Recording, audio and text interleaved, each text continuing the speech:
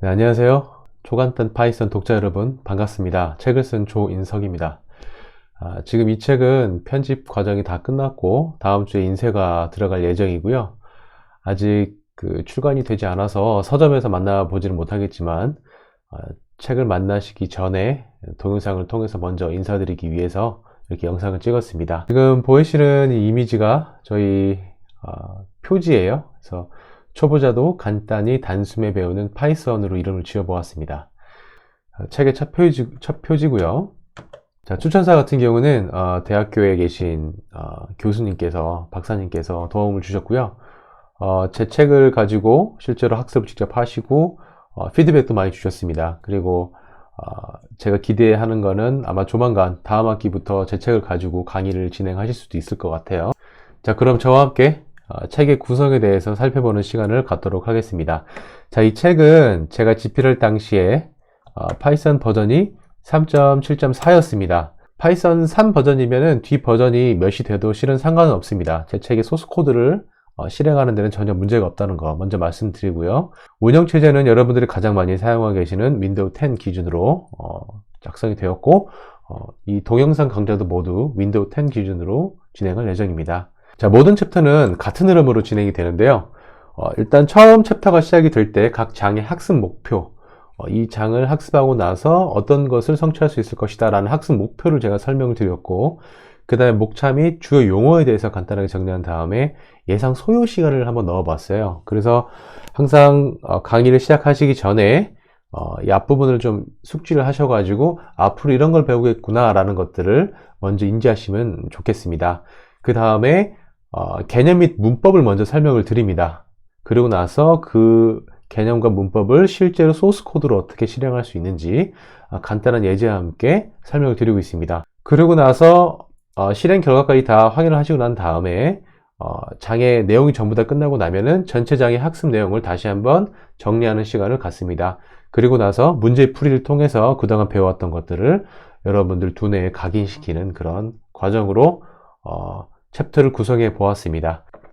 추가 장치가 몇 가지가 있습니다. 보시면 크게 네 가지가 있는데요. 일단 첫 번째는 주의하세요입니다. 자, 혹시 소스 코딩을 하다가 이 부분을 놓치면 나중에 어떤 부분에 문제가 생겼지라는 것을 찾느라고 시간을 많이 소비하실 수가 있습니다. 그런 주의할 사항들을 제가 주의하세요라는 박스에 넣어서 담았으니까 반드시 꼭 읽어주시고요.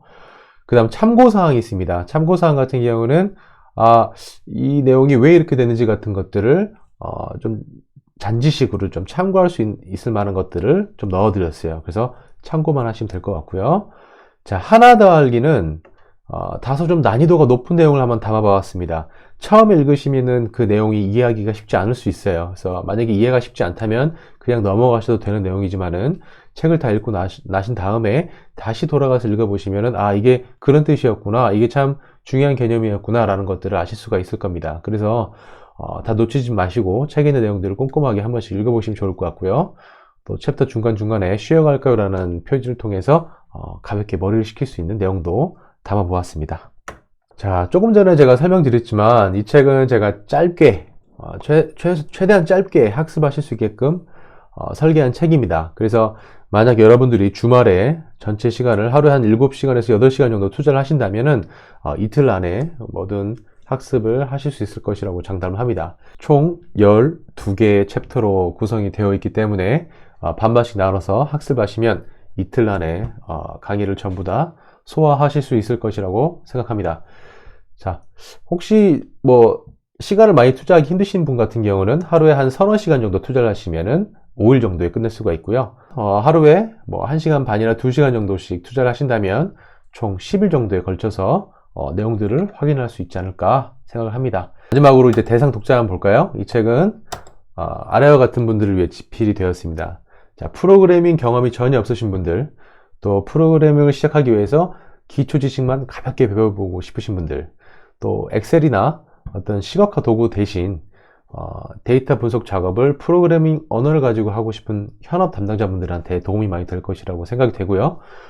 마지막으로 현장에 이제 서버를 관리하시는 분들이 보통 운영체제에 있는 쉘 스크립트라는 것을 가지고 자동화 같은 작업들을 하시는데, 이런 작업들을 파이썬을 가지고 하시고 싶다 하시는 분들한테도 아주 적당한 양의 내용이 되지 않을까 싶습니다.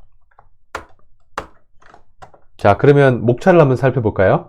자, 1장에서는 파이썬 프로그래밍에 대한 설명을 드리고 파이썬을 설치를 직접 합니다. 2장에서는 프로그래밍 하면 가장 처음 배워야 할 함수와 변수의 개념에 대해서 설명을 드립니다. 자, 3장에서는 파이썬 프로그래밍 언어에서 제공하는 여러 데이터 타입 중에 가장 기초적인 타입이죠. 문자열 타입을 배우고 나서 그 다음 숫자 타입을 배워봅니다.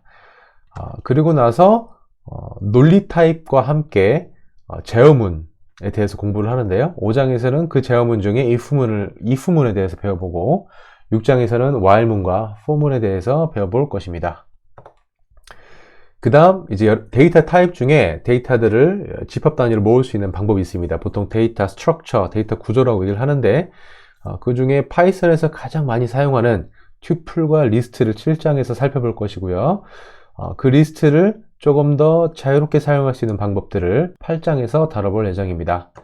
그리고 나서 또 재미있는 데이터 타입이죠. 세트, 중복 데이터가 없이 군집형 데이터를 가져갈 수 있는 세트 타입을 알아볼 것이고, 키와 값, 밸류를 쌍으로 이루어진 딕셔너리라는 데이터 타입에 대해서도 9장에서 다뤄볼 것입니다. 그리고 10장에서는 코드를 재사용하기 위해서 사용하는 함수, 클래스, 모듈, 패키지, 이 내용들도 같이 한번 아주 가벼운 수준으로 살펴볼 예정입니다. 그리고 나서 11장, 12장에서는 실무 현장에서 실제로 돌아갈 법한 그런 데이터 분석 프로젝트를 준비를 했습니다. 공공 데이터, 여러분께 오픈되어 있는 공공 데이터 하나를 다운로드를 받아서 가공을 한 다음에 어떤 통찰을 이끌어내는 시각화 작업까지 해보는 그런 시간을 갖도록 해보겠습니다.